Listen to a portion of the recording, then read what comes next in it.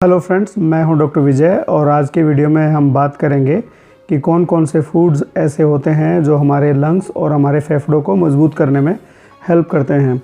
इस टॉपिक की इम्पोर्टेंस अब इसलिए ज़्यादा है क्योंकि कोविड के टाइम पे ज़्यादातर लंग्स से रिलेटेड प्रॉब्लम ज़्यादा होती है जब पेशेंट सीरियस हो जाते हैं। जैसे कि हमारे रेस्पिरेटरी ट्रैक्ट पे सबसे ज़्यादा अटैक करता है कोरोना का वायरस।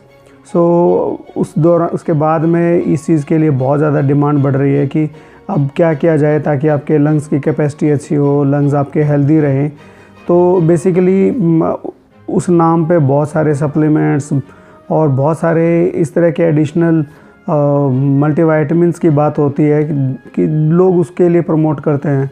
बट मेरा ये वीडियो बनाने का पर्पज़ ये है कि हमारे लंग्स और हमारे फेफड़ों को मजबूत रखने के लिए, हेल्दी रखने के लिए जो कुछ भी चाहिए होता है वो ज़्यादातर हमारे घर के किचन में होता है। तो उसके लिए आपको स्पेसिफ़िकली कोई सप्लीमेंट लेने की ज़रूरत नहीं है। बट अगर आपको ये पता होगा कि इन चीज़ों से आपका रेस्पिरेटरी ट्रैक्ट और लंग्स जो हेल्दी रहेंगे तो वो आप अपनी रूटीन लाइफ में ऐड करोगे और आप हेल्थफुल लाइफ एंजॉय करोगे। जो लोग स्मोकर्स हैं, जिनको लंबे टाइम से बीड़ी या हुक्का पीने की आदत है, तो सबसे ज़्यादा जो अगर नुकसान की बात करी जाए तो रेस्पिरेटरी ट्रैक्ट जो लंग्स हैं वो सबसे ज़्यादा अफेक्ट होते हैं। अगर बहुत सारे लोग जो है स्मोकिंग छोड़ देते हैं, हुक्का छोड़ देते हैं, तो हमारी बॉडी का में जो लंग्स हैं वो अपने आप रिकवर करना शुरू कर देते हैं। और अगर ये डाइट जो है, ये जो पर्टिकुलर फूड्स मैं बताने वाला हूँ, ये अगर आपकी डाइट में होगा तो फिर जो आपका जो रिकवरी है, जो रिपेयर है लंग्स की, वो ज़्यादा बेहतर होगी। तो ये हमारा बेसिक पर्पज़ है इस चीज़ को बताने का, ये वीडियो बनाने का। इस लिस्ट में सबसे पहले जो मैं आम तौर पर हमारे घरों में होता है, गार्लिक की बात करूँगा, लहसुन की। लहसुन बहुत ही अच्छा है, एंटी इन्फ्लेमेटरी होता है। बट जब हम बात करते हैं इसके बेनिफिट्स की तो लोग क्या करते हैं, इसको कच्चा ही निगल लेते हैं, उससे आपको उतना बेनिफिट नहीं मिलेगा। बेसिकली इसको खाना कच्चा है, लेकिन इसको कूट के या चॉप करके खाना चाहिए। एकदम से आप बहुत ज़्यादा फ्राई करके खाओगे, जैसे हम सब्जियों में तड़का लगाने के टाइम पे खाते हैं, वो भी उतना हेल्पफुल आइडिया नहीं है। तो आप इसको बेसिकली हम लोग हमारे घरों में चटनी बनाते हैं। अब तो वैसे भी समर है, तो उस सिचुएशन में उस तरह से आप इसे यूज़ करोगे तो वो ज़्यादा बेनिफिशियल रहेगा। क्योंकि गार्लिक में बहुत ही अच्छे बेसिकली एंटीऑक्सीडेंट्स होते हैं जो कि फ्री रेडिकल्स को मारते हैं। और फ्री रेडिकल्स का काम यही होता है कि हमारी कोशिकाओं को मारना, उनको बूढ़ा करना, उनको नुकसान पहुंचाते रहना, उनके अंदर कैंसर को डेवलप करने की कोशिश करना। और उन्हीं फ्री रेडिकल्स के अगेंस्ट काम करता है। जो गार्लिक के अंदर जो चीज़ें होती है, न्यूट्रिएंट्स होते हैं, वो फ्री रेडिकल्स को ख़त्म करता है। अब अगला नंबर जो है वाटर का आता है, पानी का। अब पानी आपको सुन के लगेगा कि लंग्स में और पानी का क्या लेना देना है। देखिए, हमारी बॉडी तो वैसे बहुत ज़्यादातर पानी से ही बनी होती है। ख़ास तौर से लंग्स की बात करी जाए तो ये लगभग 80% के करीब जो है वाटर से ही बनी होती है, जो हमारे फेफड़े होते हैं। तो आप समझ गए होंगे कि इसकी कितनी इम्पोर्टेंस है। और इसी वजह से अगर किसी को डिहाइड्रेशन हो जाती है, शरीर में पानी की कमी हो जाती है, तो फेफड़ों पे बड़ा प्रभाव पड़ता है। हमारा जो सांस का जो तंत्र होता है उसको क्लीन रखने के लिए, उसके अंदर जो जमाई हुई चीज़ों को वो बाहर निकालने के लिए, रिमूव आउट करने के लिए वाटर की बहुत ज़्यादा ज़रूरत होती है। तो इसलिए पानी जो है अपनी बॉडी में आपको हाइड्रेट करके रखना है। एक चीज़ मैं जब भी पानी से रिलेटेड कभी भी बात करता हूँ तो एक चीज़ मैं हमेशा कहता हूँ कि पानी का मतलब सिर्फ यही नहीं है कि गिलास भरा और पानी पी लिया। जो भी आप फ्रूट्स खाते हैं, वेजिटेबल्स खाते हैं, उनके अंदर भी पानी होता है। मिल्क पीते हैं, उसके अंदर भी पानी होता है। तो इन सबको मिला के जो है आपकी डाइट में जो है लिक्विड जो है वो अच्छा खासा होना चाहिए। और जब भी आपको प्यास लगे तब आपको पानी पीना चाहिए। अगला नंबर आता है कार्बोहाइड्रेट्स का। जो होल ग्रेन्स होते हैं हमारे, जैसे कि जितने भी हम लोग अनाज खाते हैं, ज़्यादातर होल ग्रेन, जैसे अगर आटा पीस के भी खा रहे हैं तो बेसिकली अगर उसको छान लेंगे तो उसके ऊपर जो होता है उसमें अंदर बहुत न्यूट्रिएंट्स होते हैं, उसके अंदर काफ़ी फाइबर होते हैं। वो बेसिकली आपके कार्बोहाइड्रेट को कॉम्प्लेक्स बना देता है, जो आपके लिए ज़्यादा हेल्दी होता है। जो आप प्रोसेस्ड फूड खाते हैं उसमें रिफाइंड कार्बोहाइड्रेट या रिफाइंड शुगर होती है या प्रोसेस्ड शुगर होती है, वो आपके लिए हेल्दी नहीं होती है। ऐसा कई स्टडीज़ में देखा गया कि जिन लोगों को अस्थमा की प्रॉब्लम है या रेस्पिरेटरी ट्रैक्ट से रिलेटेड कोई भी प्रॉब्लम है, अगर उनकी डाइट में कार्बोहाइड्रेट रिलेटिवली कम है और फैट थोड़ा ज़्यादा है तो उनके अंदर जो है अस्थमा के अटैक भी कम देखने को मिलते हैं। इसके पीछे का रीज़न ये है कि जब हम लोग रिफाइंड कार्बोहाइड्रेट खाते हैं तो उसको हजम करने की प्रोसेस में कार्बन डाइऑक्साइड ज़्यादा बनती है, और इसी वजह से जो है आपको उसकी वजह से आपको दिक्कत होती है। तो इसलिए कार्बोहाइड्रेट खानी भी है तो कॉम्प्लेक्स कार्बोहाइड्रेट खानी है, जैसे कि हमारे अनाज में होती है, ओट में होती है, या फिर स्प्राउट्स होते हैं, जैसे कि हम दालें भिगो के सुबह खाते हैं 1 या 2 दिन के बाद में स्प्राउट्स बना के, अंकुरित फूड जो होता है वो काफ़ी ज़्यादा हेल्दी होता है। जिन लोगों को ब्रीदिंग प्रॉब्लम्स होती है उनके अंदर देखा गया कि अगर फ़ैट की अमाउंट ज़्यादा होगी, और वो भी हेल्दी वाला फ़ैट, जैसे कि पूफा और MUFA, poly unsaturated fatty acid, mono unsaturated fatty acids, जो ख़ास तौर से ड्राई फ्रूट्स में अच्छा खासा होता है, फ़िश में अच्छा होता है।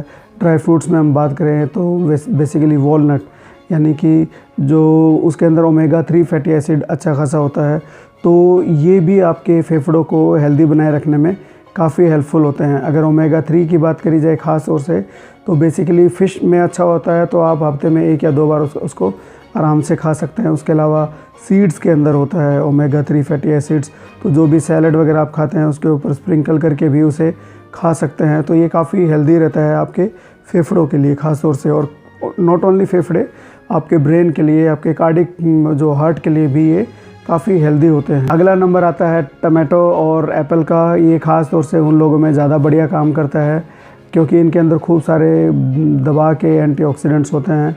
जो लोग पहले स्मोकिंग करते थे, अब उन्होंने स्मोकिंग छोड़ दी है या छोड़ने की कोशिश कर रहे हैं, तो लंग्स जो है रिपेयर करता है, तो इनके अंदर काफ़ी ज़्यादा एंटीऑक्सीडेंट्स होते हैं जो फ्री रेडिकल्स को ख़त्म करते हैं और रिपेयर करने की प्रोसेस को बढ़ाते हैं। अगर विटामिन्स की बात करी जाए तो विटामिन सी, विटामिन डी, ये दोनों ही हमारे बेसिकली रिपेयर की प्रोसेस को बढ़ाते हैं।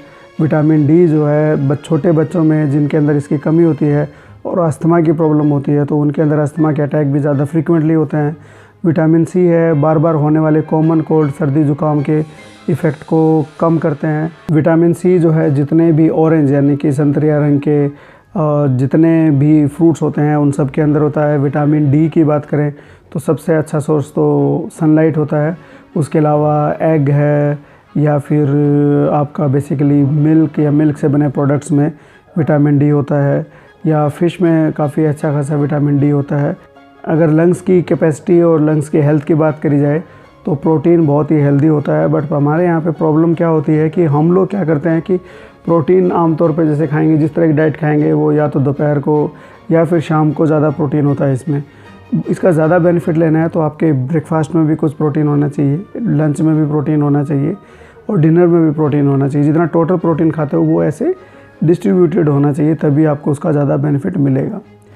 अगला नंबर आता है ग्रीन लीफी वेजिटेबल्स का। ग्रीन लीफी वेजिटेबल्स जो बेसिकली एंटीऑक्सीडेंट्स का पावर हाउस होते हैं, तो जितनी भी ग्रीन लीफी वेजिटेबल्स होती हैं उनके अंदर खूब सारा एंटीऑक्सीडेंट होते हैं। अगर ख़ास तौर से स्पेसिफिकली फेफड़ों की बात करी जाए तो इसके अंदर ल्यूटीन और जैंथिन जैसे कई एंटीऑक्सीडेंट्स होते हैं जो आपके लिए काफ़ी बेनिफिट होते देंगे। और अगर इस तरह की ग्रीन लीफी वेजिटेबल्स में जैसे कि पालक में, इनमें अगर आप एग को भी अगर काट के उसके अंदर डाल के उसको खाते हो, मतलब कि बॉयल्ड एग को, तो वो काफ़ी अच्छा हेल्दी बेसिकली न्यूट्रिशन और अच्छा एक डाइट और अच्छा एक मील बन सकता है आपके लिए। ओके, तो ये तो थे बेसिकली जो आमतौर पर हमारे घरों में होते हैं। इसके अलावा ग्रीन टी बहुत ही ज़्यादा प्रॉमिसिंग होती है। जो लोग इसको अफोर्ड कर सकते हैं या जो लोग अभी पहले से ही ले रहे हैं तो ग्रीन टी भी काफ़ी हेल्पफुल होती है। उसके अलावा ब्रोकली स्पेसिफिकली बताऊं तो अब बात आती है कि किस तरह का जो फूड है वो आपको खाना अवॉइड करना चाहिए। अगर एक सिंपल शब्दों में मैं कहूं कि जो भी फूड जो है इन्फ्लेमेशन को प्रमोट करता है वो आपके लिए बैड है as far as lungs are concern. तो उसमें आपके ट्रांस फैट आ गए, जैसे कि डीप फ्राई किया हुआ खाना बाहर से खा रहे हैं, उसके अंदर वो आपको नुकसान कर सकता है। इसके अलावा जो प्रोसेस्ड शुगर है वो आपको नुकसान कर सकती है, वो आपको अवॉइड करना चाहिए। तो ये बेसिकली चीज़ें हैं, जो भी चीज़ जो है इन्फ्लेमेशन को इम्प्रूव करती है, बढ़ाती है, वो सारी चीज़ें जो है आपको अवॉइड करनी चाहिए अगर आप एक हेल्दी लाइफस्टाइल जीना चाहते हैं। एक ख़ास चीज़ मैं भूल गया जो इम्पोर्टेंट थी, ग्रीन लीफी वेजिटेबल में ऐसा क्या होता है, जैसे कि मैंने बताया कि एंटीऑक्सीडेंट्स तो होते ही हैं। अगर ख़ास तौर से बात करी जाए तो क्लोरोफिल होता है, जिसकी वजह से उसका ग्रीन लीफी वेजिटेबल्स का कलर जिसकी वजह से होता है उसको क्लोरोफिल बोलते हैं, और वो हमारी बॉडी में जो है सर्कुलेशन को इम्प्रूव करने में काफ़ी हेल्प करता है। तो ये थे वो सब चीज़ें जो हेल्दी लंग्स के लिए आपको करनी चाहिए। इसके अलावा ब्रीदिंग एक्सरसाइज बड़ा हेल्पफुल होती है। डीप ब्रीदिंग, जैसे कि आप स्लो और डीप ब्रीद करते हैं तो वो आपके लिए काफ़ी ज़्यादा हेल्पफुल होता है। आप तेज़ तेज़ सांस लेने के बजाय स्लो और डीप ब्रीद कीजिए, वो आपको काफ़ी फ़ायदा पहुंचाएगा। और दिन में कम से कम भी 5 से 10 मिनट तक माइंडफुल ब्रीद कीजिए, यानी कि आपके नाक से सांस बाहर आ रही है, नाक के अंदर सांस जा रही है, इसको अप्रिशिएट कीजिए, इसको महसूस कीजिए। इसको माइंडफुलनेस बोलते हैं। तो वो आपको काफ़ी ज़्यादा कामनेस देगी ये एक्सरसाइज। तो मैं उम्मीद करता हूँ कि आपको ये वीडियो पसंद आया होगा, क्योंकि अभी आजकल काफ़ी सब चीज़ें बिजी चल रही है, तो जैसा मिला वैसा का वैसा अपलोड कर दिया जाता है। बहुत ज़्यादा स्पेसिफिक तैयारी भी नहीं कर पाते हैं। पॉइंट्स हैं नोट डाउन किए और आपको बताने की कोशिश करते हैं, ताकि इस कोरोना टाइम पे आप लोग भटके ना और अपना बैलेंस बनाए रखें। और अननेसेसरी यूट्यूब पे ये सप्लीमेंट्स वो सप्लीमेंट्स देख के खुद को बुरा फील मत करवाइए कि भैया आप अफोर्ड नहीं कर सकते हैं, या फिर कि मेरी फैमिली मेम्बर को इसका ये एडवांटेज नहीं मिल रहा है इन फ्रूट्स को या डाइट को खाने का। बहुत सारे लोग होते हैं ऐसे, बट इसलिए मैं ये वीडियोस बनाता हूँ ताकि आपको ये कॉन्फिडेंस रहे कि मैं अपने घर में जो आमतौर पे चीज़ें खा रहा हूँ, जो पुराने टाइम से लोग खा रहे हैं हमारे यहाँ पे, वो काफ़ी हेल्दी है। अगर उसके बारे में पता होगा तो आपको कॉन्फिडेंस भी आएगा, आपको मज़ा भी आएगा उन चीज़ों को खाने में। So thank you so much.